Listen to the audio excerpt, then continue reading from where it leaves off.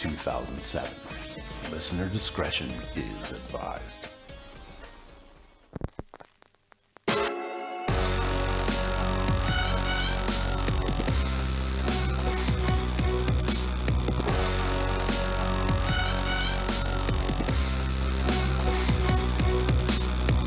Hello, everybody, and welcome to another exciting episode of Bloody Good Horror. My name's Eric, and I'll be your host for this evening, where we will be talking about Upgrade, the first film in Leigh Whannell's filmography to not star Lin Shaye. I don't actually know if that's true, but it feels right, so I'm just gonna go with it. Joining me tonight, first up, she is the High Priestess of books and fancy learning at Bloody Good Horror. Please welcome Cece to the show. Oh, you're muted. Still muted. Is it fixed now? Yep, Jesus. there it is. No, There it is. still muted. You know what? Schnars and Joe, you missed pre-show. We solved the CC Yes. mic noise thing. It wasn't her yet. He wasn't selected. Yeah, Yeah. there's not a fan in my room. So if you How did- notice, Really? if you How notice did we not CC, try that? if you notice CC sounding amazing, that's why. How many weeks has that been going on? Like months. Seems a while. Seems a while. Dear God. Like a monkey fucking a football, this podcast. Next up on the show, coming to you from New York City, he's the business manager at BloodyGoodHorror.com. Please welcome John Schnars to the show. Hello, Eric. New York City. That's a salsa thing. Last up tonight, coming to us from Chicago, he drinks beer, he likes meat. He's got high blood pressure is the thing I just learned about this guy. Please welcome Joe to the show. I feel like you could have guessed that. Like, it shouldn't be a surprise to anyone. I just violated all kinds of HIPAA laws, Joe, by giving out your personal information there. Is that true? Is that? Probably, yeah. I don't think there was ever any expectation that you were going to keep that information private, so No. there shouldn't have been. That's for That's sure. fair. Put Also, a you slide whistle over that. yeah. Also, you can sue me, but I have no money, so Yeah, well, joke's on you, buddy. I'll skin your ass raw. Yeah, exactly. Yikes. We're here tonight to talk about Does Casey not get an introduction? Oh crap! You know what it is? Stupid Skype now can't display 5 pieces of video all like the same size, so he was in the corner for the. Now you're big. Now you're big. That's 100% reason to not remember Yeah. that there's Hey Casey, 4 other people here with you. Yeah, we've only been doing this for 10 years. I got distracted by Joe's health concerns. That's fair. Hey Casey, welcome to the show. Hi. How's it going? Fine. How are you? Delightful. We're here tonight to talk about Upgrade, as I said, but maybe more importantly, Joe, just in time for like 100-degree temperatures on the East Coast, pumpkin spice lattes are back. Oh, I'm so excited. PSLs. I got the tweet this morning. I have not had one yet, but I do plan on carving out some time tomorrow morning to go and enjoy one. Nothing really helps you really enjoy like a 110-degree day, like some nice hot milk with pumpkin pie spice in it.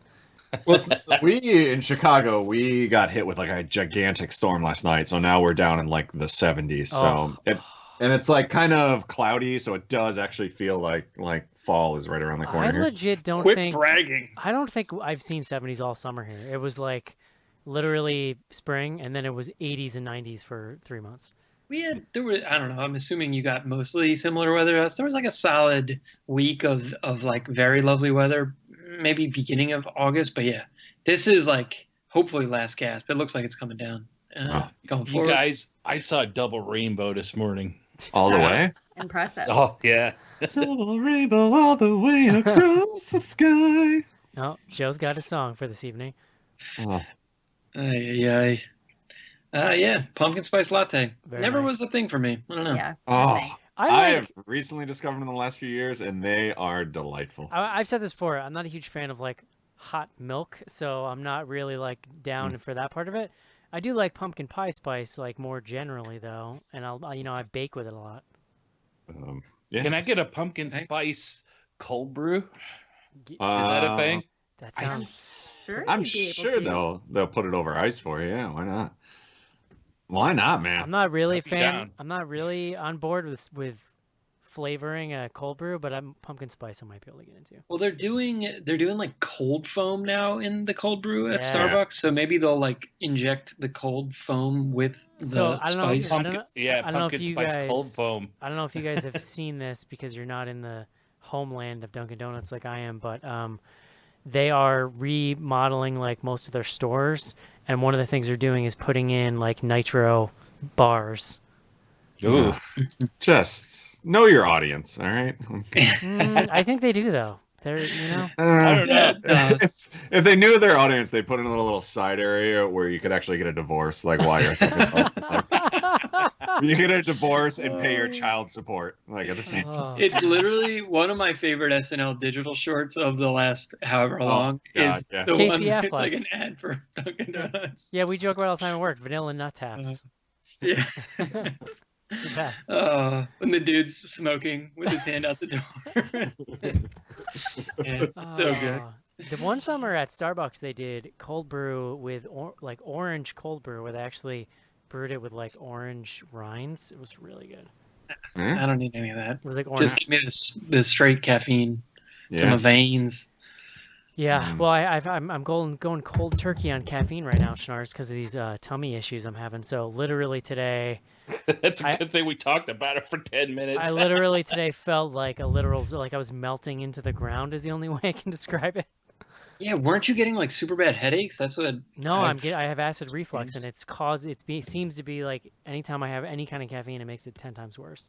Mm. So here No, we are. but the lack of caffeine is what gives you the headaches. Well, it's like withdrawal symptoms. The headache I can Yeah. deal with, because the headache I can just take whatever, but like the rest of it literally is like your brain has no fuel in it, you know what I mean? It's like everything is slow and swimmy, like it's pretty crazy. Oof. I've done it before. It usually is gone in a few days, so I think I'll be all right, but today was rough. God bless. Last time I did it, I actually did it while I was on staycation so that I didn't have to be at work while it was happening. Mm. It's Yeah. not a bad. I like it. Like when you're on vacation, you can sleep in. Like I like to take off from the coffee, and then once you jump back in, it's like you're in a whole new world. Well, that's the beauty of it. Yeah, like I was caffeine free for like 7 or 8 months, and then when I went back to it in the beginning, it was like you Oh, it's can wonderful. you can chase the dragon again because you're right back where you were in the beginning. Yeah. Like, well, that's really amazing. Your tolerance like disappears within weeks. Oh, it's great. Like I try not to have it every day, so like on the days that I do have it, it's magical. But you know, then you get in a rut. But I have no I'm self. a, yeah, I'm I- a multi cold brew a day. Well, kinda guy. I'm back to it now. But I'll tell you Yeah, that I'm Trader 3 4 cup a Joe's day cold at brew least. concentrate is it's good. heaven sent. Like it's Yeah. amazing. You don't measure it out well either, and you're twitching in the corner in 5 minutes. Oh, absolutely. And I don't like. I fill up half a glass of water and then just dump. But like my halves are never the same. It's a whole fucking problem. Yeah. Good times. They got the coconut stuff there now, Joe. All right, we should probably stop. Hey, Shnar, Joe, actually, why don't you tell me about the BGH virtual 5K run for the Cure? Oh, that seems inappropriate. Yeah, I am very excited about this. So we've talked about it a couple weeks, and we've posted up on the Face blog. There's a post on the site. The weekend of October 27th, so that's Saturday, October 27th and 28th, we are doing the first ever Bloody Good Horror virtual 5K. What that means is you go outside and you use your running app. So that's like Runkeeper, Nike Plus, Couch to 5K, anything that you're using that'll track your distance.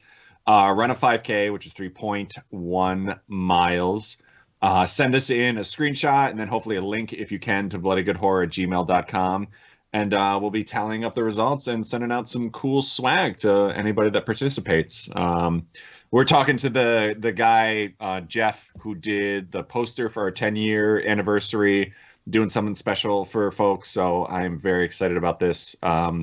And if anybody was up at like 7 a.m. Eastern Central Time this past Saturday, I live streamed my run, and it was disgusting. Oh my god! Yeah. You know what? So much happened this weekend. I forgot I forgot about it. Like you did, there was like a Instagram live, and I picked it up, and it's literally just like you running. So the phone's all like going back and forth, and you're just making what I can only describe as like a pained O face, and like just it's awful. profusely sweating. It was so hot out, And you were I just didn't going- you were realize like, how much "Ugh, of like the Ugh. huffing and puffing that like the phone was catching up on. So I'm gonna do it again this weekend, but I'm definitely gonna try and figure out a way to not mean- pick up on all the. John, can we buy Joe one of those like Requiem for a Dream camera rigs where it just holds the phone out in front of you, so that Oh, like there you go. so that he can straight up just live stream hands free all of his runs? I don't know if that would actually be less comfortable for running than holding the phone and making it like look awful. Or what about he they would must? definitely get hit by a car. I bet let's they just make be like clear. I bet they make like selfie hats, right, with like little rigs that just hold the phone out in front of you. probably. Like GoPros or something, I'm sure. Yeah, Oh, but what if we give him one of those fake VR headsets that he has to plug his phone in right in front of his eyes? I guess that wouldn't get the whole picture. would That it? doesn't make any sense. no, That then was it's definitely yeah, running villain. traffic. It sounded better in my head. But anyway, yeah, go to bloodygoodhorror.com. We've got a post up there with details. If you're on our Facebook page, that's facebook.com/bloodygoodhorror. We've got an event there where you can, interact with other folks. But it seems like we're gonna get a decent amount to go out and do this. So I am super excited for the first one. Very nice. Yeah. Thank you for that, Joe. I'll have Thank you you. know, Joe, that I downloaded Runkeeper, and I went to go running, and I opened it up, and it was like, make an account with your email, and I was like, maybe later. And then I just went running without anything and just listened Yeah. to music. I love Runkeeper. You should definitely Yeah. give it a go. I just pulled out my phone every once in a while and checked how long I had been running. Yeah. Well, I've read, and I think Mi Corazon Mi Amor on our Slack channel had mentioned too that like she just does it by time now. And I've read that like you actually end up running a faster pace because you're not like tied to actually doing like, Yeah. oh, I'm almost at a mile. I'm almost at a mile. Like you're just kind of doing your own thing. So apparently that's the way to do it. Zen running, man. That's where it's at. Yeah. Know what I mean? Run barefoot. Run barefoot. John, real quick, do you have any sense of the theatrical outlook? Yeah, I do have a sense of it. Stand by. The doc is open. I just need to click over to the tab. So I didn't even we warn are- you about that. You just knew I was going to ask about it. Well, I actually had it open earlier. We are open next week. We are discussing a handful of films. We're kind of at the point of the year where we're going to try to start catching up on some of the stuff we've missed to make sure that we're, completist for our 2018 end of year lists. So we're going to plug something in. Then back to back, we have The Nun coming September 7th, and then The Predator coming September 14th. And at that point, we're kind of like headlong into spooky season. Right now, the 21st is open. 28th is Hellfest. The 5th is open, but then we have Bad Times at El Royale, which I meant to ask you all about. There's apparently a new trailer. Have you guys seen any of the trailers for this? I saw the first one, but I haven't seen the new one. So this is it's the second movie or third movie potentially by the guy who did Cabin in the Woods. I think he wrote Cabin in the Woods. Yeah. Or no, Joss Whedon wrote it. He directed it, I think. I don't know. Can't He's remember. involved with Cabin in the Woods. So I'm like kind of penciling it in. Goosebumps 2 also comes out that week, so I guess we can have like a mini fist fight about Can we, which one we're gonna check out. so Oh, I I was, 100% want to see that. I was so confused by Goosebumps 1. no. So there's this new Eli Roth movie coming out called like The House with the Clock in its Walls or some shit. And Yeah, Mhm. with if you're watching the Jack trailer, Black. Jack Black is in it. I thought it was the Goosebumps sequel because I totally forgot this other thing existed. And then I'm like, this is weird though. And then the title comes. It's so. Don't you think it's confusing to have two movies where Jack Black is like a whimsical, like teller of stories? Well, I haven't seen the trailer for House of Clock and whatever, but It looks pretty bad. it's like the same well, vibe. Well, I mean, but it's also like a kids movie, so I think that it's Yeah. just supposed to be like, fantastical. Well, I was It's just gonna very say, Harry I saw Potter-esque. yeah, I saw the poster for it today, like on the side of a bus stop, and I did the same thing, Eric, where I had to like double think and be It's- like, wait a second, because even the like font on the Yeah. poster looks like the Goosebumps 2 font. Did you like grab a random person on the street and just be like, what is happening? yeah, yeah. Do you believe this? Just like 2 movies.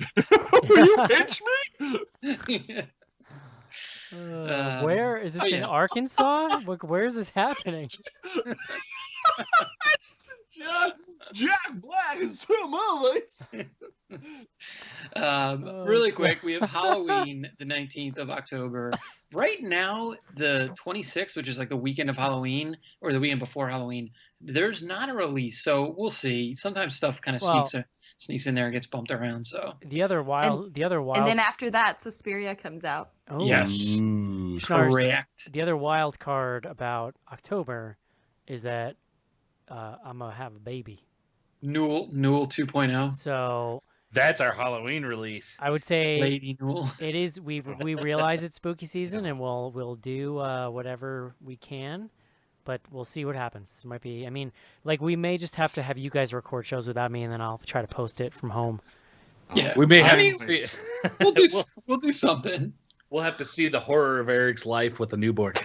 Yeah, no thanks. We've been down that road. It's happened before. Yeah, it happened before a couple years ago. So. But yeah, that's the 2-month outlook. We actually, so right now, like I said, we have 3 openings between now and Halloween. So we'll probably try to slot in some 2018 fare. I think there's also some pretty interesting stuff coming out. So Mandy, the movie Mandy, which is the Nick Cage crazy thing from the guy who did, is it Enter the Rainbow? Is that what's the name of that? Oh, Black Rainbow. Yeah, Beyond the Black Rainbow. That's it. Yeah. Yeah, so the guy who directed that has a movie called Mandy coming out, starring Nick Cage, which looks crazy. I was gonna say, Joe, tell me you're not gonna have a Mandy song. Oh, you guys, is that Barry Manilow? Who sings that? It's Barry Manilow. Mandy. When I hear Isn't that like Can't Hardly Wait? It's like a main plot. when point, I isn't hear it? Mandy, I just think of Can't Hardly Wait. Yeah. Is that a song in there? Yeah, Is the it Mandy whole- a fine Barry group of Manilow's stuff? in the movie. Can't hardly wait. He like calls he the kid is obsessed with Barry Manilow and the song Mandy, and the girl that he's obsessed with, her name is Amanda. It's a whole thing. At one point in the movie, Remember this? he calls in through a radio station and gets to talk to Barry Manilow Yeah. live on stage during a concert. Isn't that like the Party of Five gal? Isn't she in it? Yeah, What am I thinking of? Jennifer Love Hewitt. Yeah, All right. But when plays he's on when he calls the radio station, isn't that when Jenna Elfman shows up? yeah, she's there. She's like an angel in a Oh, stripper I remember costume. that or is part. she- She's the I love. Did you Jenna guys hear what Elfman, I I'm just so- said? I What? said she's an angel in a stripper costume.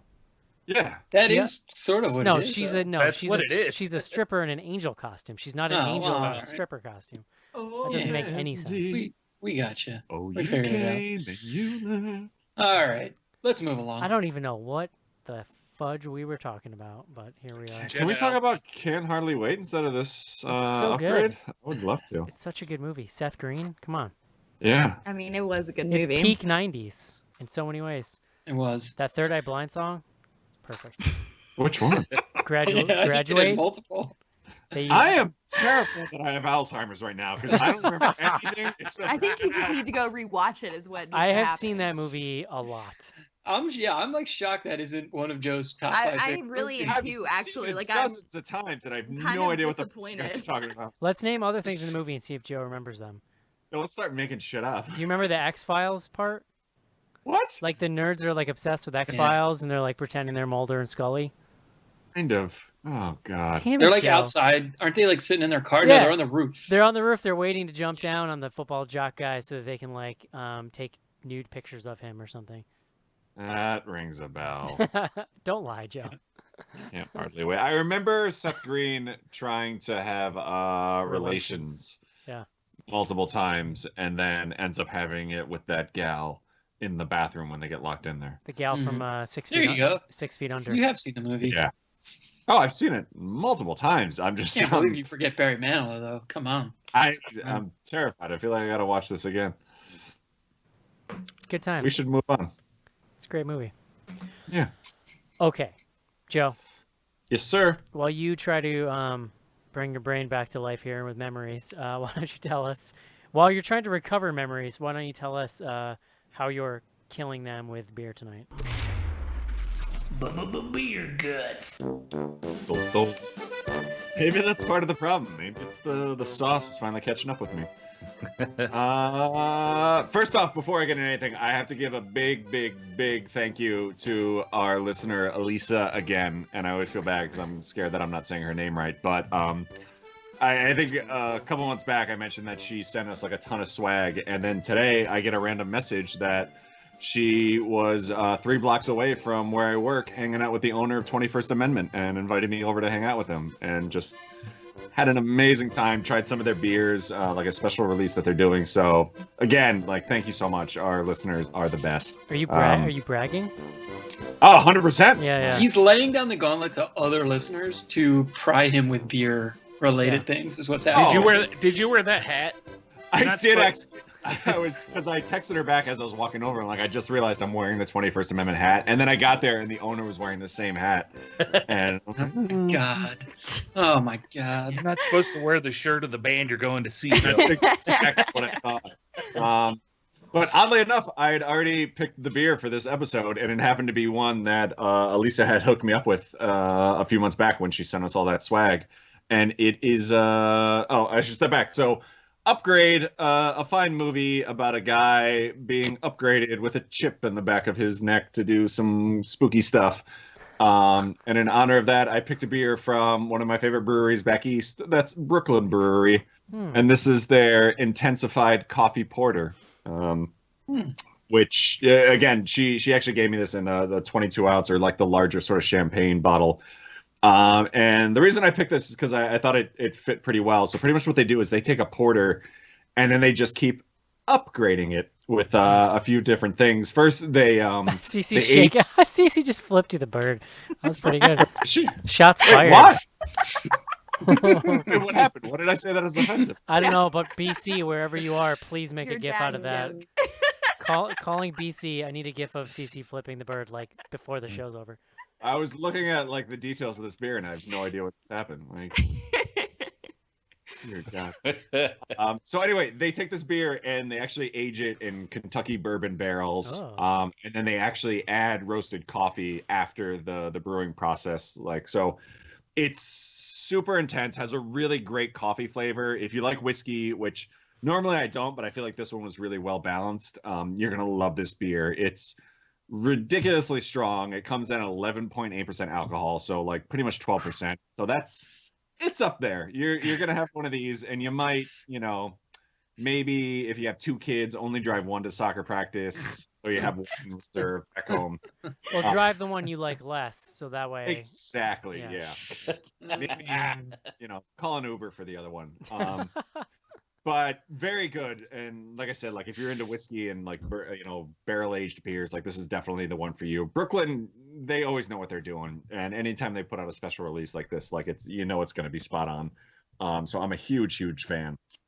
BrooklynBrewery.com is their website, and these guys distribute pretty far. I mean, you can get it all throughout these fine American states. So you can probably pick this one up, if not this, one of their other beers, and give it a go. They are great. I don't know if they still make the like pennant ales, but those were like some yeah. fun things if you could find those on tap somewhere. Like that's probably a little closer to home for them, but for sure, yeah. So, I remember their Black Ops was the first beer I bought that like the wife was finally like, "What the fuck are you doing, spending like $30 on a bottle of beer?" But again, great. Like everything they do, their head brewer or owner, Garrett Oliver, like I've had the chance to meet him a couple of times. Super nice guy, like just super smart and really like kind of great to the whole beer culture. So definitely check them out. And if you get a chance to go like one of their events, by all means, you definitely should. So there you go. I'm not usually like a snob about macro beers, Joe, but it was served an ad today for some new Budweiser thing that they're aging in Jim Beam barrels, and I'm like, there's literally nothing I could think of that I would want to drink less than something Asian. It's not even the Budweiser, it's the Jim Beam part. Oh, yeah. I love Jim Beam. Jim Beam barrel-aged stuff can be good. Jim Beam is like paint thinner. It's disgusting. Nah. It's weird. The whole like barrel age thing. It's funny that like Budweiser's doing that now, because like that whole trend is kind of on the decline. Like what you're seeing now is a lot of that they would be like, oh, we should do this. Yeah, like it's definitely, it's like like the second wave of new metal, like where you're just kind of like, you guys are like I don't. You guys are like 2 years too late, but like, yeah, like all like the barrel age, like there's still, great beers coming out, but it's definitely not like a huge fad like it was probably like 3 or 4 years ago. So it doesn't surprise me that they're finally catching up. There you go. So there you go. Thank you for that, Joe. Thank you. That is something you get here every week in the show. let's take a quick break and discuss Upgrade. This is it, Jennifer. Your big break in TV. But the prime time, bitch. Main feature. And we're back. John Schnars. Yeah. Words. Mm-hmm. I feel like you shaved your beard, so I feel it's like a little more appropriate for you to be doing the word of the day this week. In what regard? You look more like someone who would have a word of the day. Who would know words? Yes. Right, exactly. Right. You get it. Mm-hmm. I'm with you. Question. Do you donate to Duke every year? Yeah, for the most part. What do you get in return? I don't know, like a thank you and like sometimes like a thumbs up sign. Joe, what do you get think? like a little pin? Joe, what or do an you think? alumni pin? What do you think Schnars gets, Joe? I'll be honest, like I met someone who went to Notre Dame today, so I feel like Worse? actually John is like a little like white trash to me now. Like, No, Notre Dame isn't that nice, is it? is it? I don't know. Don't it's get me pretty hard started to- on Notre Dame. She seemed a lot better than you. That's all I'm saying.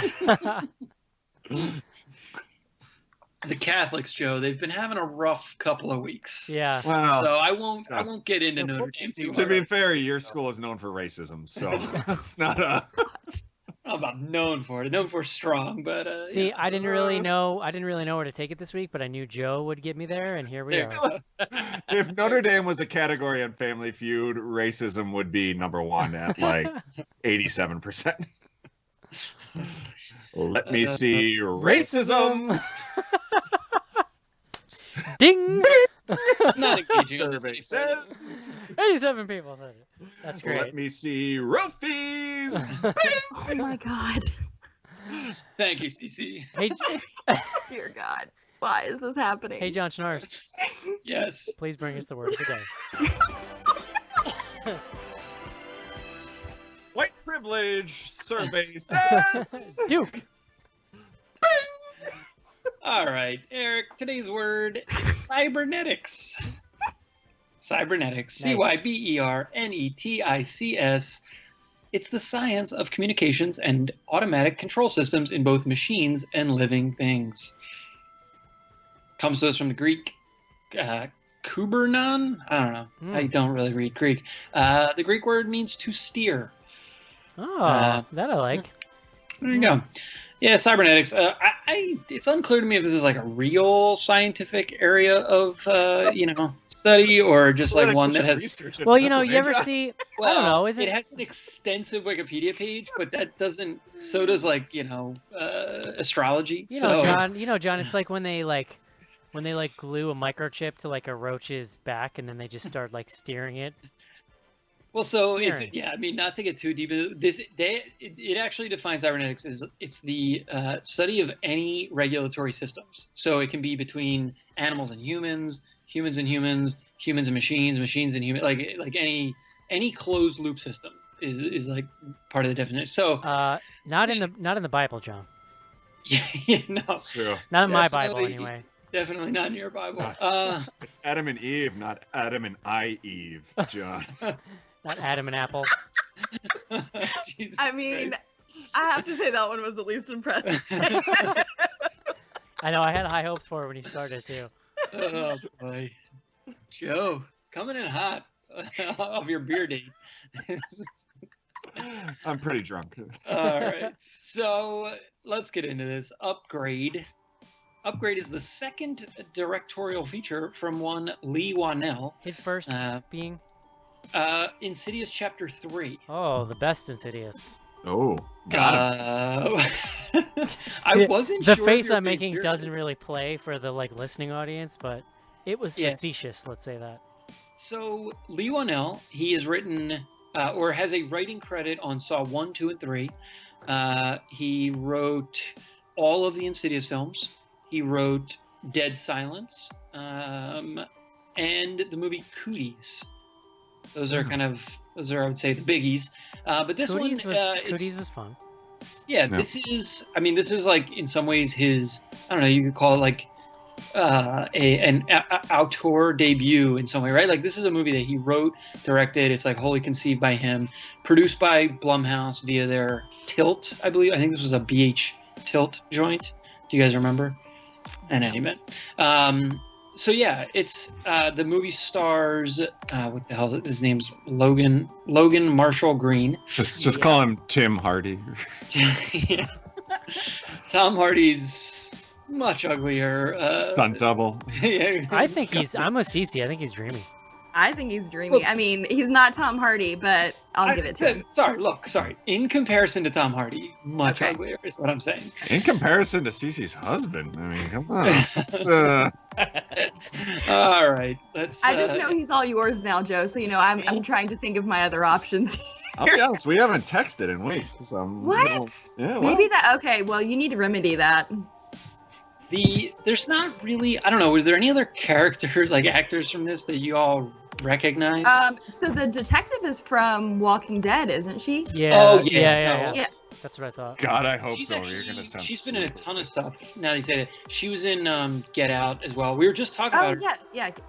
Well, Oh. and she was in Dark Web. Yes. Unfriended Dark Web. Oh, okay. Yeah, she plays was like a, she was 20-year-old. she was the housekeeper lady in Get Out. That's like, Get Out. No. No, she says no. Right. She's not the one who says. It's who says Get Out? The guy says Get Out. The right? guy. Yeah. Stanfield? Yes. Ah. The guy when he's wearing the hat and like they're marching him around. In any event, yeah, Betty Gabriel is her name. So yeah, you're right. So she's probably the only other sort of recognizable actor. The basic plot outline here. So you have Logan Marshall Green. He plays Gray Trace. He's married to a woman, Asha. The movie's set.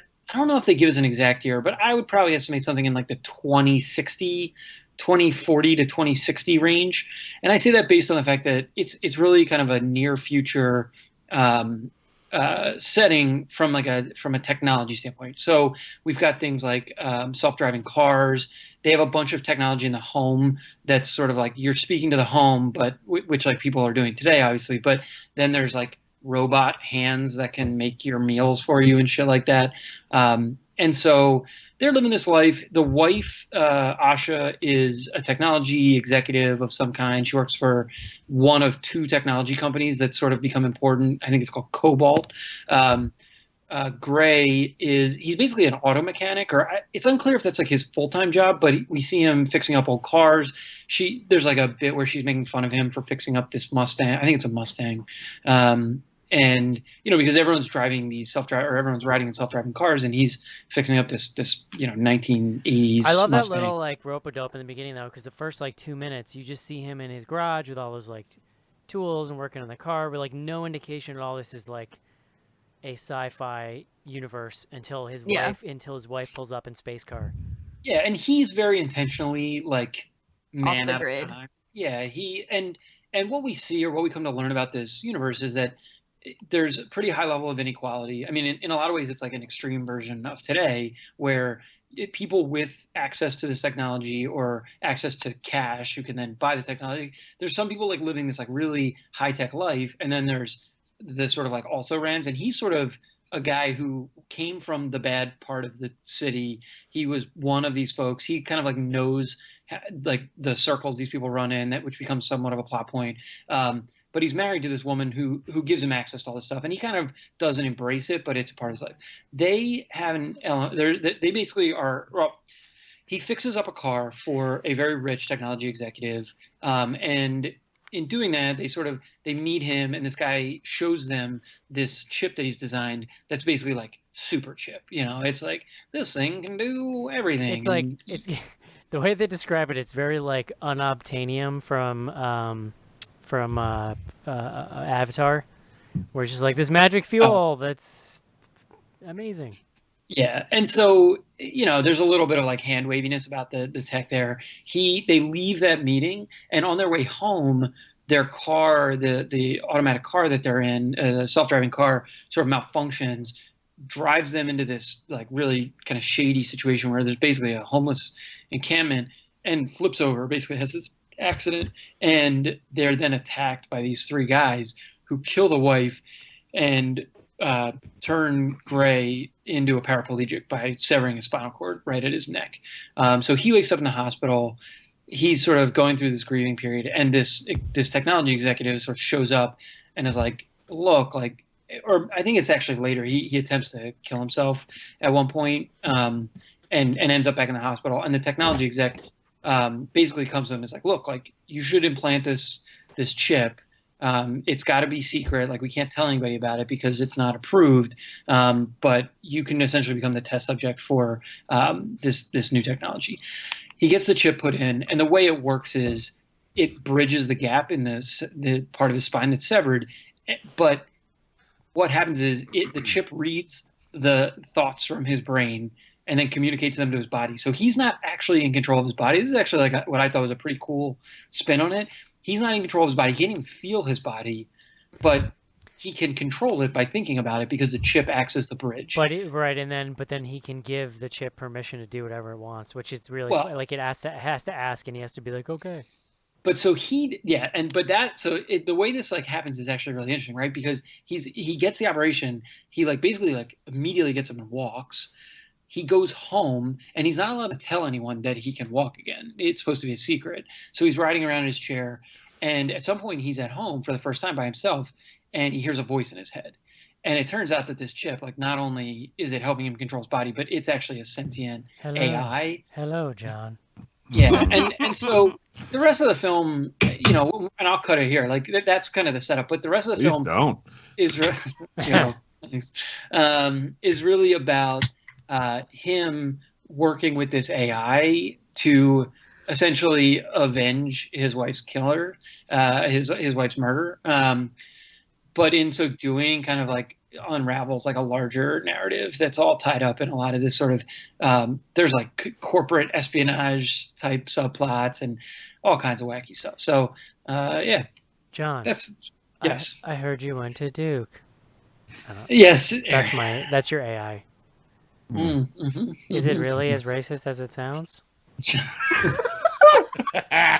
It would be able to access the internet. That's true. It would know. It would just be like, it would wow. say, I've read about Duke and I realize it is as racist as it sounds. John, good point. I understand you went to Duke. I'm sorry you're so racist. Oh my god. Hey Cece, what do you think about Upgrade? I thought it was really fun. I didn't watch the trailer or really read anything about it. So I just knew that Logan Marshall Green was in it. So that was a nice... you were in. I was into it. He's very nice to look at. He's the next best thing to Tom Hardy. But no, I thought it was a cool concept. I mean, it's a little campy and cheesy in some spots. And, if you start really thinking about the plot, there's some holes that start crumbling the rest of the story the longer you think about it. But on the surface, I thought it was a lot of fun. I thought the fight scenes were really entertaining, and I liked the kind of the line that they had to balance between Stim and Gray or whatever his name during the fight scenes. I thought that was a cool aspect. So yeah I liked it. Casey. Yeah, I liked it. I was curious to see what Leigh Whannell would do with a non-straight up horror movie or something outside of the Wannaverse, stuff like that. And I was pretty impressed. This had a nice atmosphere to it. I like the cyberpunk feel to it. It felt a lot like a little bit Neuromancer, a little bit Shadowrun in times. I thought that was fun. I had some good laughs throughout it, and the action was pretty solid. So while it may not be the movie of the year for me, it was pretty entertaining throughout. Jojo. Wasn't a huge fan. I was going to say, you better say you didn't like it because you were very against it. It's my favorite movie of the year. No, I should say, like, I didn't dislike this movie. I think it just... Are you sure? Because today you threatened me with bodily harm if I tried to put it on my top 10 list. Yes. I did not. No. No. He said he was going to delete the top 10 list. That's not your body. Yeah. I consider that to be an extension of my body. It's the digital age, John. I feel like they were going for sort of like an 80s or 90s like throwback to like Running Man or even what what the fuck's the movie, Blade Runner type feel for Yes. this, and I don't think they did anything like crazy enough to differentiate itself from those movies that I could just go back and watch and enjoy that have already been made. I think we talked a lot about it over email. I enjoyed like the fight scenes. I thought the gore was actually surprisingly like intense. Like there was a lot more that I thought we were gonna get in this. There's a scene where But- he like all of a sudden like cuts a dude's head off by like Like his mouth. rips a and guy's you're head like, in half. "What?" I was like, holy shit. So I mean, I thought it was good. I wish they had gone a lot further. Like we get certain parts, and I don't think I'm like spoiling anything, but the chip in the back of his head, what's it called? Timmy Stem. Timmy. Stem can like It's Tiny Tim. he can control him, but he can also control like machines and things around him. But we really only get like a small little blip of like what it can do. I feel like they could have gone so much further, and like I don't know if it was like a budget limitation or what, but like I just don't think we got enough of it. And John mentioned this over email, so I'll put the blame on him. But like the script and like the writing is pretty bad. Like the dialogue is The just dialogue is kind of cheesy. See, I will agree in the dialogue. I think that the actual like basic story arc is like kind of perfect for what this movie is. It's simple. It's not like too heavy-handed. The problem is like in some of the motive. John pointed it out like really great. Like too much motivation is like spoken plainly instead of being exactly shown. yeah. No, I mean I think it's directed well. I think it looked really cool. I think the idea is great. I just think it kind of falls flat where it could have been a lot better than this. And I think a lot of that has to do with the writing and the dialogue in there. And then also just not going far enough with like the whole idea that this thing can pretty much take over the entire world. So I was a little disappointed. John. Now that you all have taken my best points, I'll try to roll out some of my secondary and tertiary points. No, I am gonna come down in the camp of I really like this movie. That said, like I agree with most of what Joe says as well. I think to Joe's point, like there are a lot of other movies that tread in the same space as this movie and actually do a better job. And like some of the ones that we talked about over email or like, you know, and Joe threw out a couple, but like even the movie Her, like there's like a ton of similarities between this movie and the movie Her in terms of just like the message they're trying to convey. Like there's like a lot of human emotion or humans dealing with AI and what that does to them emotionally, and also like Short Circuit is a good one. not crazy. Batteries not included. Another great one. But yeah, like ultimately, what this movie does differently is the violence and the gore and the campiness. And I think credit to Leigh Whannell. Listen, like as soon as I knew that Leigh Whannell wrote and directed this, I went in very skeptical. Yeah. And what I'll say is it worked for me because I think he like reined in or was able to like focus himself, Eric, to your point, in like some of the narrative stuff, and the narrative comes together really effectively. But he was able to supplement what is like in some ways like a little bit of a retread narratively with like some pretty fun genre sort of like tie-ins, right? And there's some horror stuff.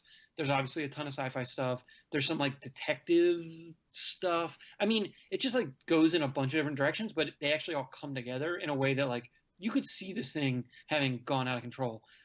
To Joe's point, or the point that Joe was making about the dialogue, like there are parts of this movie that should just be edited out. Like if you just, the movie's like an hour and 40 minutes, like you could cut 5 to 10 minutes from this very easily, and it's a better movie in my mind. It's like tighter, and like it actually gets rid of a lot of the like goofy like dialogue elements. But ultimately, like it's fine, and it like you get over that by the end. So I will say this, and then I'll get into the rest of my feelings. But like to that point, the one line that stuck out to me, and I laughed out loud when he said this. So the guy gets paralyzed. He's in the hospital, and this like future Mark Zuckerberg, like creepy, like wonderkin tech guy comes into the room, and he's like, way creepier than Mark. Yeah. He goes, no, but it's like, but I'm just trying to like, this is what we're talking about. Elon Musk, like this kind of thing, like dude with a god complex thinks he can run the world or whatever. So he goes, He's like, you're leaving out the fact that he is like a body double for Justin Bieber. yeah, basically. Yeah, But true. he says to the guy, he's like, I know, he's like, I know you love to work with your hands. This must be really tough for you. And it's like, okay, just stop right there. That's all you have to say. I understand why it's tough for him. He can't move his hands. But then he goes, because you can't use your hands. It was like prequel level of like saying a thing out loud that does not need to be said. Like that aside, You know, because you're in a chair. that right, and you're paralyzed from the accident that happened in the last scene. And I your mean, wife is I dead. think they were supposed to be trying to. I think Yes, supposed your to wife's dead. Part of it is emphasize part how of socially awkward yeah. the like tech exec was. But I also it don't was- think I also it's think that guy's super well- acting is kind of weakest in the yeah. movie. Yeah. But I like all that aside, I fucking loved this movie. Like to me, I didn't really have a lot of I think like John, I went in. I had heard good reviews, so I was like a little optimistic, but also knowing it's Lee Winnell, like I kind of had my expectations in check. We're like, will anyone be in a relationship with someone Well, who right, yeah, may it's or a may not creepy be May appropriate for December them romance. age-wise? But like I didn't have a lot of expectations as far as the scope of it or whatever. And what it delivers to me is like kind of it's like it's a B movie, the likes of which we don't actually see that much anymore. Like it's a B Yeah. movie in scope, and sort of tries to widen things by the kind of way it's shot, you know what I mean, and the world building to try to make it feel bigger than it actually is. Like it is limited in budget, but I think he actually works really well with what he's got. And part of that is Oh, I how totally agree with that. He part- does a ton on a fairly small budget yeah, like here. part of that for me is how surprisingly well rendered this sci-fi world is. Like he's got a pretty clear view of exactly the way like technology fits into these people's lives, you know. And then I mean, yes, you are sort of you're entering a magical piece of technology into it at that point, but it's kind of the whole impetus for the movie. It's like it reminds me visually. I know you guys have mentioned like Blade Runner. There was something weird that not tone-wise, but visually reminded me of the original Terminator, where like all the blacks are really crushed down, so everything Yeah, is I get really that. everything is really dark, and there's splashes of color, but because they've kind of crushed all the blacks down, like the color's dark in this really interesting way. Everything's very gray, like for sure. Like even in like the daytime, like everything still feels dark. Yeah, and Mhm. so like it's like he's doing a kind of 80s throwback aesthetic, but doing it in a way that I think is really interesting. The music is great, again, like has a throwback feeling. And then just like as far as the main kind of narrative of the movie, to me it's really fun. Like it's kind of gleeful in parts. Like it's dark. The guy's wife dies yeah. and he's getting revenge, but also like it's the whole fun intention of the movie is this interplay between him and the AI. And as each fight scene progresses, it's a different level of like in the beginning he's hesitant to give over to the AI, and then when he does, like the AI is in control, but he doesn't really understand that yet. So the guy's coming at him, and he's kind of just dodging. He's like, "Dude, what are we doing?" We're like, "What's happening here?" And Yeah. meanwhile, the guy who was fighting is like, "What the fuck are you talking to?" That first fight scene, to your point, Eric, is so smart. Might be like it's not smart sometimes. I mean, it is smart, but it's like it's so joyful. It Yeah. reminded me a lot of like the like classic Jackie Chan or like Drunken Master fight scenes where It's like like it's got like a chop socky kind of a like vibe to it. yeah, well, because he's playing with the whole setup in like this really interesting way, and the fact that his body and head are disconnected, because that was the best part. There's like times where, and I don't know if this was acting, if it was done in post, like the fight choreography here was great because there was elements where like Logan, what the hell, Logan Green, Michael, it would have his Marshall head turned. Green or yeah, something. He would have like his head turned to one side, but he'd be like fighting on the other side, and like Yeah. his body and his Yeah. head weren't aligned. It was really And like and the really the physical acting in that stuff is really great. I'm sure some of it was like assisted by CG because he's definitely doing like some unnatural movements.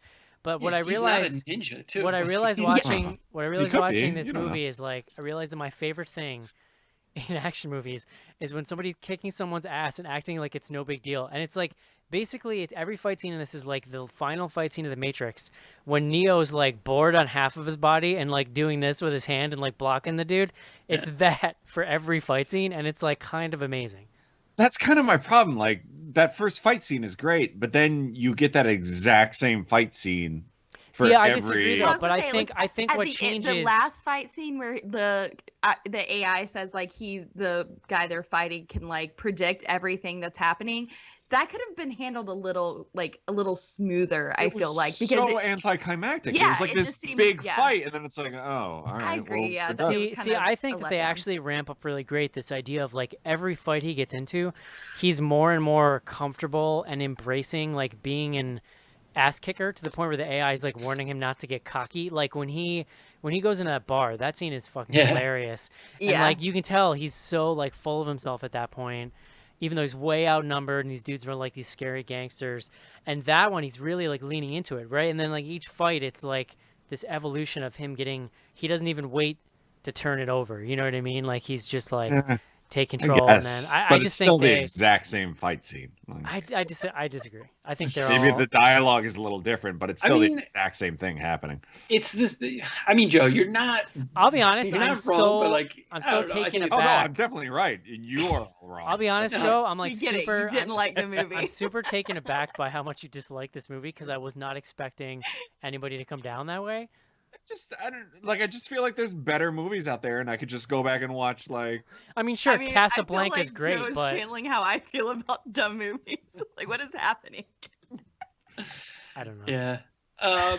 No, I mean, like, I liked, and look, most of the joy and sort of like, maybe even joy is too strong because the movies it treads this weird line of being really dark, It's pretty but dark, also yeah. funny because there is like a camp element to it. The sequence where they're in that bar and he basically goes in his bar, he buys himself a drink, but he's pretending that he can't walk, so then he makes someone like give it to him in a straw. And He feed like it to him. slugs it back in the straw, then like wheels himself back and it's just like, hey guys, like I'm here. I just killed this person, and I'm here to like talk to whoever knows anything about him. Yada yada. I loved. So he goes back. They like all roll back. He rolls back with this like gang basically into the bathroom, and the sequence itself is good. Although to Joe's point, maybe like the fight sequence is a little overdone. But the sequence of him carving up the dude's face, where he himself is emotionally not capable of committing the act, so he can't tell his body to do it, Yeah, but he yeah. gives permission to Stem, and then Stem basically cuts the guy up too much, and so he's able to like get one or two answers out of him, but at that point He like he carves, dies. you know, when the AI is in control, he like carves the dude's face up. It's really gruesome, actually. But then he rolls back out through the bar, Yeah, and everyone's just kind of staring at each other. Okay. and the bartender's like, "This is why." What does he say? Like, "This is why I don't never mess with handicapped people" or something like that. Yeah. Well, it's because at the time, like you hear the screaming, Right, and right, everybody right. thinks it's him getting his ass kicked, but it turns out it's actually the guys who went in there to fight him. Yeah. I mean, but to that point, like, and then we get this really cool scene where the quote unquote bad guy comes in, and you get like sneeze robots that like go in and like. I would thought those were kind of cheesy. That was the most over the top. Well, look, and I think, thought Joe, you, I thought the sneeze robots were less cheesy than handguns Okay. Oh, yeah, guns built Fucking into on a ridiculous. scale. Yeah. It's just Okay. like, look, I have dots on my hands now. I can shoot guns. For my own point, though, the handguns and the sneeze robots are totally what made this feel like Shadowrun, Yeah. which was an old RPG or like role-playing, pen and paper role-playing game from the 80s and 90s. Well, and I do, Casey. I tried think to you're. date in high school. I don't know what that is. No, see, I think you're totally right. Like that was definitely Lee Winnell making a reference.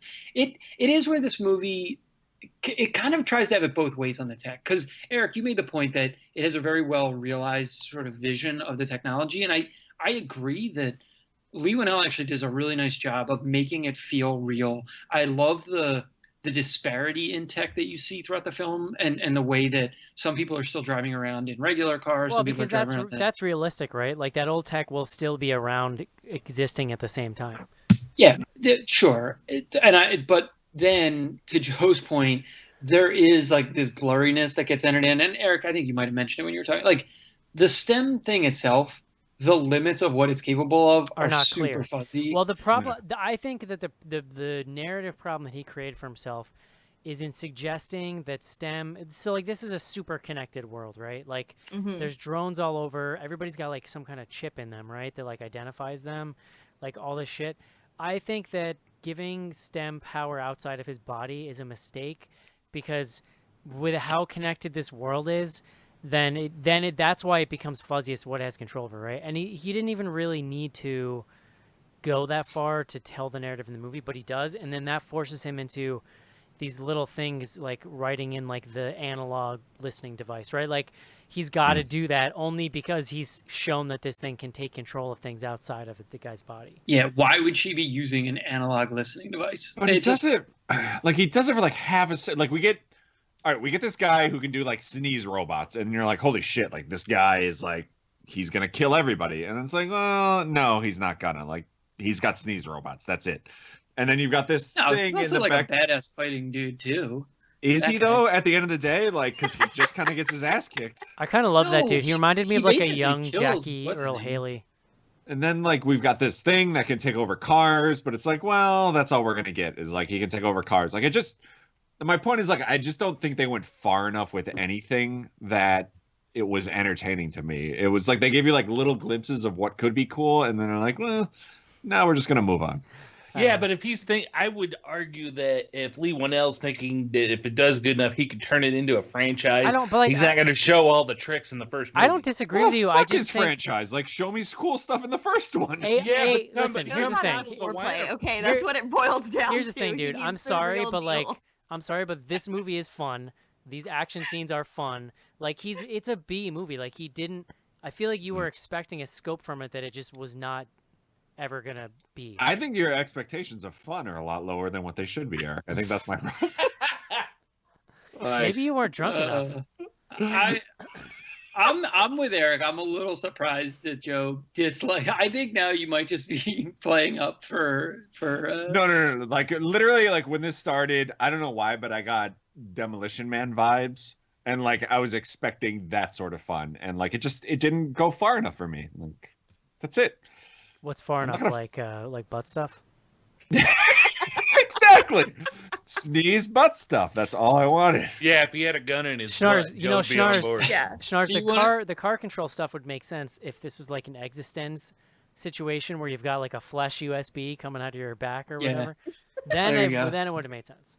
Do we want to talk about the ending? Because it's actually Sure. this movie goes to some That we- interesting places. I thought, and I think it's worth talking about because it contextualizes some of the other criticism in some ways. Yeah. All right. Spoiler alert then. Sure. Okay, so there's like a bunch of twists that kind of come in, and not really a bunch. It's more that you ultimately get to this point, probably at the turn of the third act, where it's sort of revealed that this wasn't just a like random murder robbery thing. This thing that happened to Logan Marshall Green, but he was actually being set up, and there were these other upgraded people. The sneeze robot guy was being paid to do this job, and what is then ultimately revealed, and I like sort of saw coming. I think they did an interesting job because they telegraphed for a long time that it's basically the creepy like tech executive guy, that he was somehow involved, right? Like they kind of telegraphed that. 'Cause he's But like- what?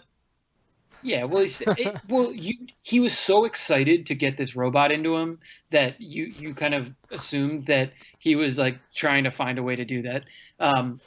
What's actually revealed is that STEM itself had actually taken over control, not just of that guy, but Mhm. of the entire company that he was running.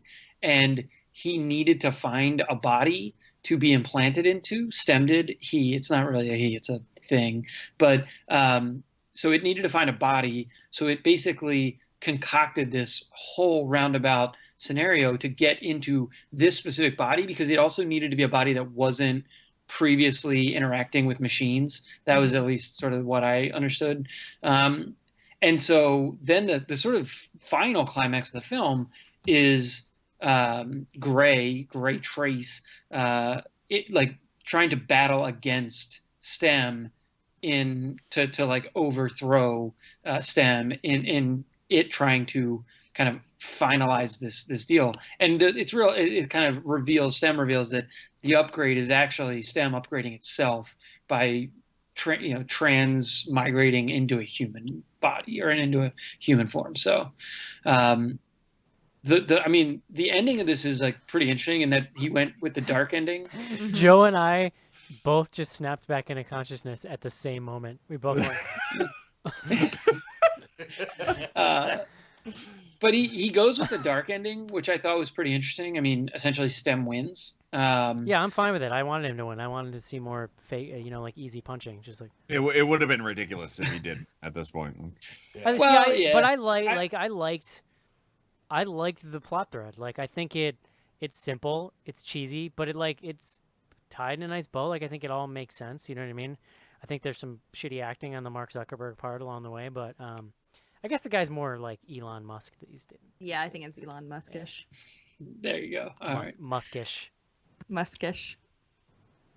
I like the ending. I thought it was. Yeah. Well, so what's interesting to me about the ending is it?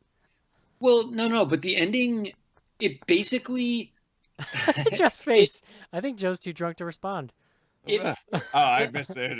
I don't know. John was babbling. No, the ending basically forces you to rethink every single interaction in the film, right? Sure. So yeah. all of the like weird behavior by the tech executive guy can now be written off or explained by the fact that he's being essentially controlled or manipulated through sort of like coercion by STEM. Sure. And so, to be fair, it could have been written off as just bad acting from the get-go. Sure. And I also think that it's like a little bit of a cheat in some ways. But Eric, all the way back to your point about the narrative of the film hanging together, like it worked for me. Like it was very believable, and like I felt like the ending was earned in a way that other films don't always get there, And so that I liked a lot actually about this.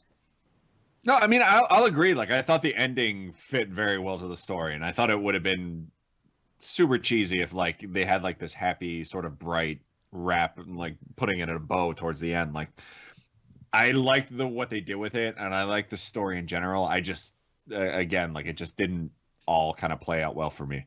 And, yeah, like, I can't see straight at this point. John, if we just keep the show going, Joe will eventually black out, and we'll be able to win this conversation. Yeah.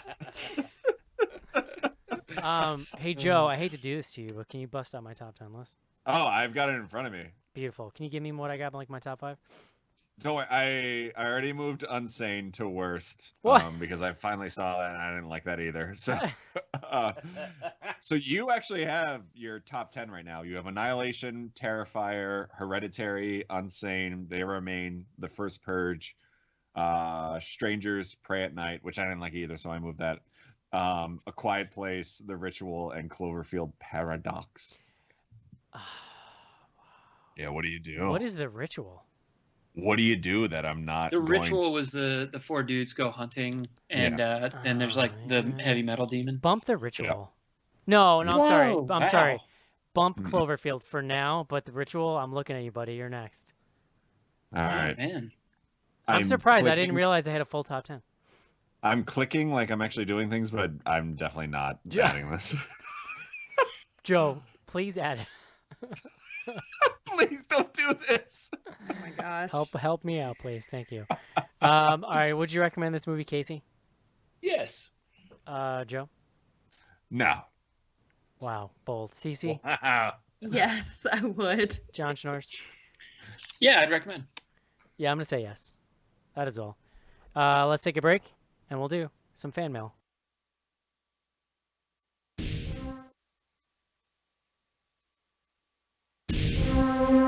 She is seductive.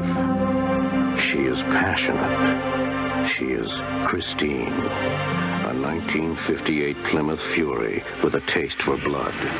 Nothing you can do can stop her, because how do you kill something that can't possibly be alive? Christine, Body by Plymouth, Soul by Satan, rated R. Watch out for her soon at a theater near you. Hi, I'm Ed Sanchez, co-writer and co-director of the Blair Witch Project, among other things, and you're listening to Bloody Good Horror.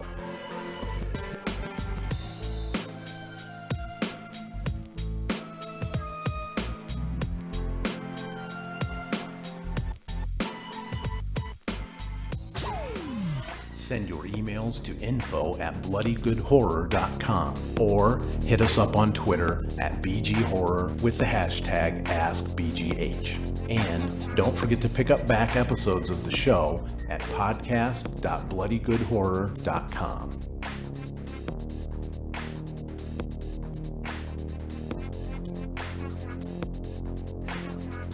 And we are back. Jesus Joe's Christ. now derailing the show via Just chat. kick Joe off the call. I got worms. No. I beg your pardon? That's gonna be the name of the store. I got worms. Nobody? Dumb and Dumber? Two Come emails. on. I knew what you were talking about. I just didn't want to give you the satisfaction. Two emails this week. The first one from Alan Murch. This was actually something he hit me up on Twitter that literally made my week. So he Is it about the guy who ruins his... Oh, all right, so I can get rid of that. Yeah, too. I got it. He retweeted, and I'll put this up in the video full screen here because I can do that now. So this was a story from Reddit that somebody tweeted out. For the last year and a half, I've been dating a girl I met through a friend. We get along extremely well. We both love movies, the same music, stand-up comedians. I'm an avid filmmaker, and she likes to edit. Everything has been great. She's not from around here, and we decided to fly out and have me meet her family for the first time. It's been going relatively well, in my opinion, but tonight we decided to watch their favorite movie, The Fourth Kind. Her family's favorite movie. That's a red flag. The to Fourth begin Kind. with. For those that don't know, it's an alien abduction movie that tries to act like all of the events are 100% true. Longtime BGH listeners know this. I'd never seen it, so they wanted to show me. Halfway through the movie, her dad said something along the lines of, I wonder why this wasn't a big deal when it happened. To which I said, well, the movie is fake. Them saying the events were real is a bunch of bullshit. Apparently, for the last 10 or so years, they believed that this movie was true. The whole family immediately freaked out at me. Her dad kicked me out of the house, and now I'm waiting to fly back home a week and a half early. I've tried to call my girlfriend, but she hasn't said anything to me yet. What should I do? This isn't true. There's no way that's true. If not, it's the most amazingly... If it's not true, it's the most amazingly elaborate thing ever, and this guy's definitely a listener if it's fake. Absolutely. That's great. Pretty amazing. Yeah, I was just pumped to see that Alan Murch hit us up on Twitter because I feel like we haven't heard from him in a while. So Yeah. Yeah, what's very up, nice. buddy? Oh, he's busy selling his merch. His merch, Alan merch. Murch's merch. Next up, Dave.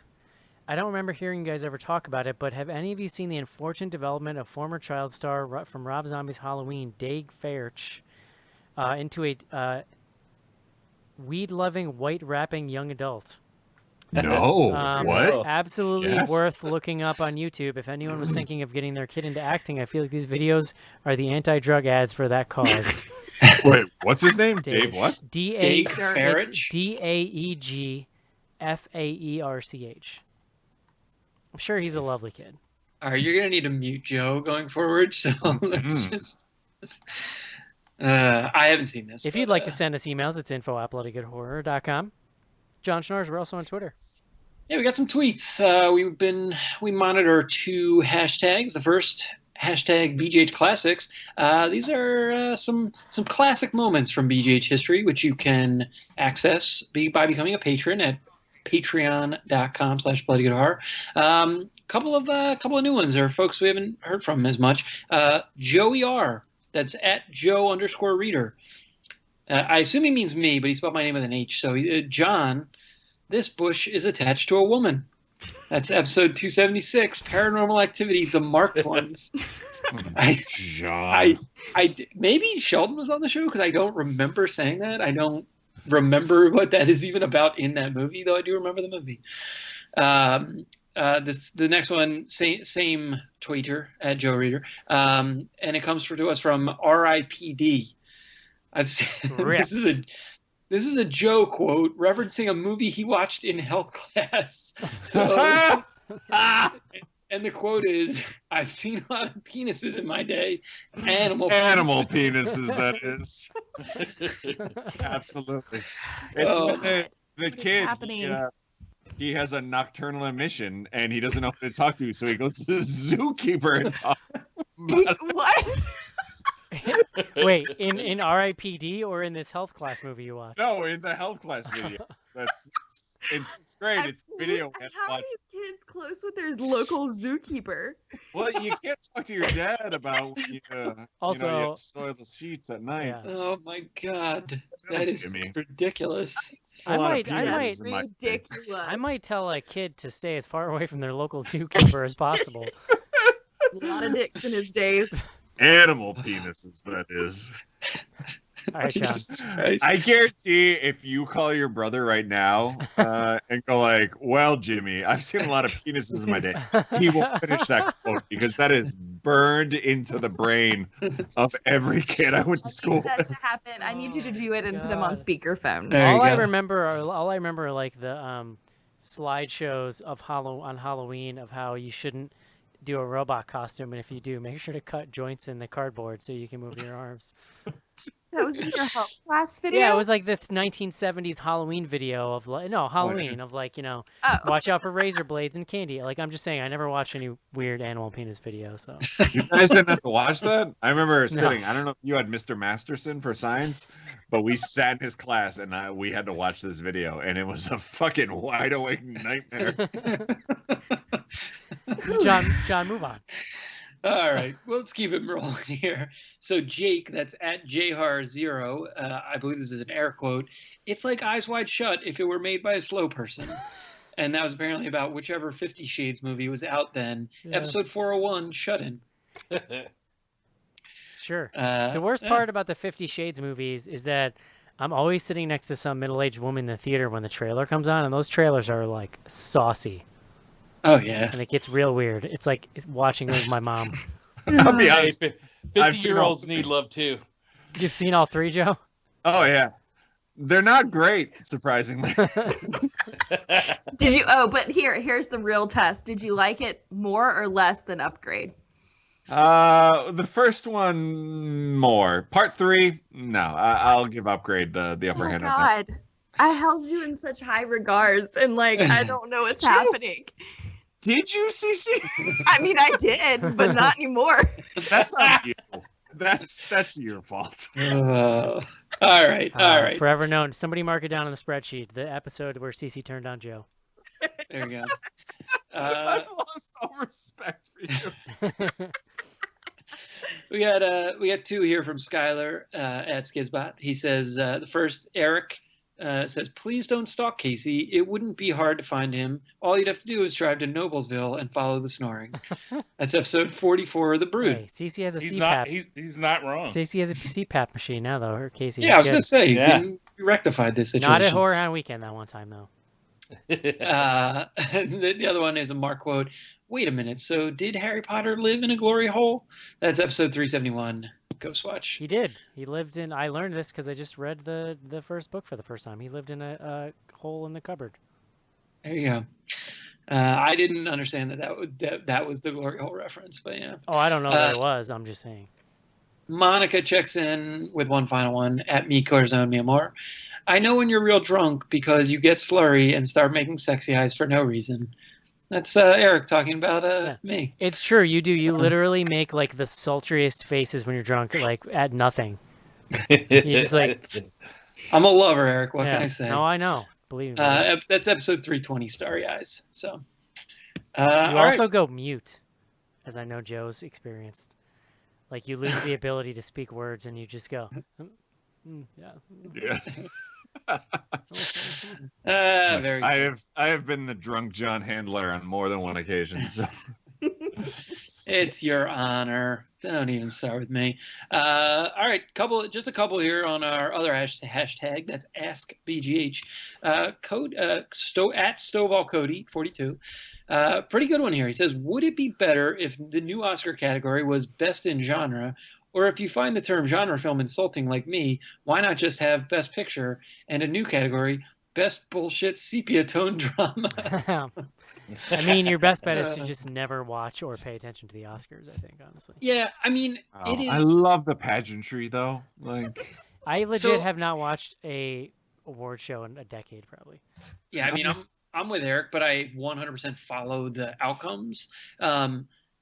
I am actually pretty interested in what they're going to do with this new category because it seems so obviously to be pandering to like, I don't know, Comedies, more, superhero movies, genre movies. yeah, like, just like a bigger, well, and like a more mainstream audience. Yeah, than- What is this? What is this new? it's called popular movie. Yeah, it's Oh, really? it's called Best Popular Movie. And now, so then you have people who are like all pissed off on the other side who think that a movie like Black Panther should, or like could theoretically qualify for Best Picture because it really, it was a great movie and yada yada. And but it was also, but now because it's super popular, it's just going to get routed into that category and like win easily as opposed to having like any chance at, it's really weird. Or like It's Get Out or something. Yeah, yeah. It feels a little like MTV-ish. Like, why would they add that? Because people are not watching the Oscars because they're fucking pointless, and so I don't know. and every year people complain about them not being relevant, and like I understand why they're doing it. I don't think it helps at all to make them look cooler. No, it feels a little like cheesy. Like if you're gonna try and quote unquote fix it, like come up with something better than like fucking adding Best Kiss. Yeah, listen to Drunk Joe knows, okay? Yeah. Best Kiss. The MTV Movie Awards. Just, yeah. All right, so we just got two more here. Some good questions. Skylar says, when do you consider to be the official beginning of the Halloween season? I do my best to stay spooky all year round, but September 1st is when things kick into high gear in my house. Yeah, I mean, September 1st. September is when I start preparing for Halloween, so I'd agree. We're on like a strict October 1st like timeline here. For like decoration purposes. Yeah. Yeah. I don't let my wife start putting up decorations until October 1st. Yeah. When will you drink your first pumpkin beer? Oh, the moment I can get my hands on one. Yeah, I don't get excited till like mid-September probably, because the problem is like I would love to be excited September 1st, and I might be if it was like 60 degrees, but it's like, That's the thing, yeah. Like I don't know how people out in California do it, because if it's like 90 degrees on October 15th, I'm still like, this isn't fucking. Also, when I start feeling like the sun is going down, like if it's dark on my drive home, then I'm like, oh, okay, all right. Sungwe. All right, one more here from Diana. That's at Diana NK. Diana NK. Sorry, sometimes with the handles there. Upgrade has so many great kill scenes. What are some of your all-time favorite on-screen deaths / kills? I still like Jason X when they do like the VR and he kills those two like campers in the sleeping bag. Like that is. Oh yeah. It's not super old, but that's like hands down one of my favorites. I thought a lot of the kills in House of Wax were really fun. Ooh. Like the Paris Hilton one? Yep. Oh, CC. Yeah. Wow. I saw that in the theater. I was real hungover. But I mean, like, it's Good just time. so ridiculous. Yeah. So. I don't know. I wasn't adequately prepared for this. I was actually thinking though that Hereditary had some pretty outrageous kills in it. Yeah. You know what I love? Yeah. There's a kill in Tenebrae, the Argento film, where this lady gets her like arm chopped off like at the elbow, and then turns and there's like a white wall behind her, and in slow motion she goes like this and like drags her arm across the white walls. It's like spurting blood against the wall like a painting. It's like kind of fucking amazing. It's like the most Argento thing ever. Totally. Like, and then she turns for no reason. I mean, even like touches in a white wall. Inferno, Suspiria, like Argento just has this great way of setting up deaths as like set pieces that I really enjoy. Yeah. Yeah. I don't know. Any others? Joe took my answer with Jason X and the sleeping bag, so good. And still, is. one of our listeners tweeted it the other day, but The Exorcist 3, that like jump scare of the thing like walking out with the giant like scissors. Dude, yeah. That one will forever scare the shit out of me. I've never seen that how movie, many but times I have never seen that, but I saw Fangoria posted the GIF of it the other day. That's the only reason why I've like ever heard of it. it is terrifying. I've never seen the third one. I don't know. Maybe I gotta break it out. Get on that. Yeah. All right. Well, that's all we got. Very nice, Hey. John. Good talk, guys. Yeah. I feel like we created some riffs here. Yeah, Cece and I are never gonna speak again. great. I'm just kidding. I just, Joe's mad at It's me. just- Cece's mad at Joe. Everybody's mad at Schnars. I'm not mad at anybody. I feel great. I'm mad at my bladder. That's Yeah, all that's I'm fair. saying. Joe, how do people find out information about the Oh, hold up. Sophie will be so mad. We didn't talk about Tweet with BGH. Go ahead. So the new class is doing Tweet with BGH this weekend on Sunday at 8 p.m. and they are doing the second Purge. So what is that? Purge Anarchy. Sure. So yeah, there Purge, you go. Purge 8 2. p.m. Eastern. Purge the second. The second. Yes. Sorry. Purgearchy. Cool. Joe, how do people find out about the race? You can go to our website, bloodygoodhorror.com. We've got info up there. You can go to our Facebook page, facebook.com/bloodygoodhorror. But pretty much October 27th, 28th, just track your run and send it to bloodygoodhorror@gmail.com. Love it.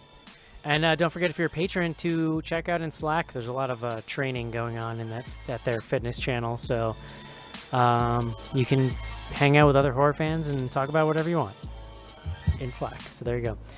Patreon.com/bloodygoodhorror. That's going to do it for us this week, guys. Hope you enjoyed the show, and we'll see you next week. See you. See ya. Okay, bye. Bye-bye.